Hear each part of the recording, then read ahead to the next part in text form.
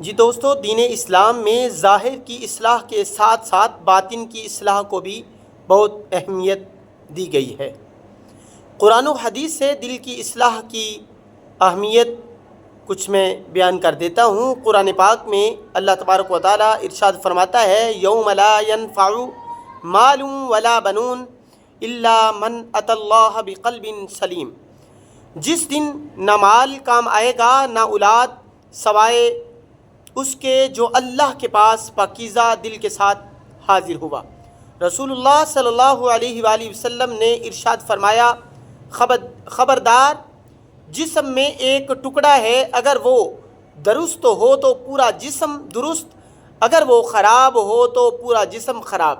یاد رکھو وہ دل ہے۔ دل کی پاکیزگی ایمان کی اصل ہے۔ تکبر، حسد، کینہ اور بغض دل کی بیماریاں ہیں جو نیکیوں کو برباد کر دیتی ہیں۔ اخلاص، محبت، عاجزی اور صبر دل کی وہ خوبیاں ہیں جو انسان کو اللہ کا مقرب بنا دیتی ہیں۔ اصلاح قلب کے لیے کچھ طریقے بیان کر دیتا ہوں۔ قرآن کی تلاوت اور ذکر الہی کثرت سے کیا جائے۔ دل کو گناہوں سے پاک رکھنے کے لیے توبہ و استغفار کیا جائے۔ عاجزی و انکساری کو اپنایا جائے اور دوسروں کے لیے خیر خواہی کی جائے۔ دل کو نرم کرنے کے لیے نبی صلی اللہ علیہ وسلم کی سیرت اور صحابہ اکرام علیہم رضوان کے واقعات پڑھیں۔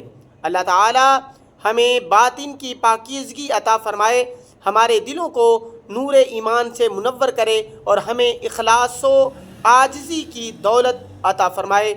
آمین یا رب العالمین۔